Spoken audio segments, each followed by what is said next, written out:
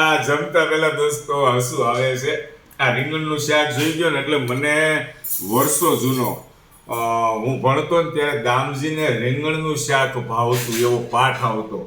તો દામજીની પત્ની શું કરતી, શાકની અંદર શું કરતી, ફોડવા ખાઈ જાય અને ચટણી મીઠું હળદર નાખીને પાણી જેવો રસો કરીને દામજી બિચારાને ખવડાવતી.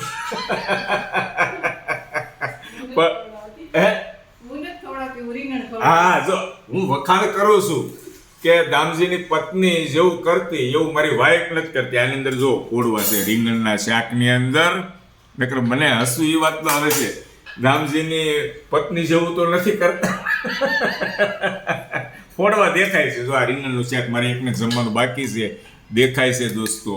અને પાણીવાળો રસો નથી, ગરમા ગરમ રોટલી આવી ગઈ છે. વર્ષો જૂનો પાઠ આવતો, મારે આવતો હોય તો તમારે આવતો હોય ને. યાદ છે તમને? દામજીને રીંગણાનું શાક બહુ ભાવતું. જ્યારે જ્યારે રીંગણાનું શાક મારી ડીશમાં આવે ત્યારે હું દામજીને યાદ કરું.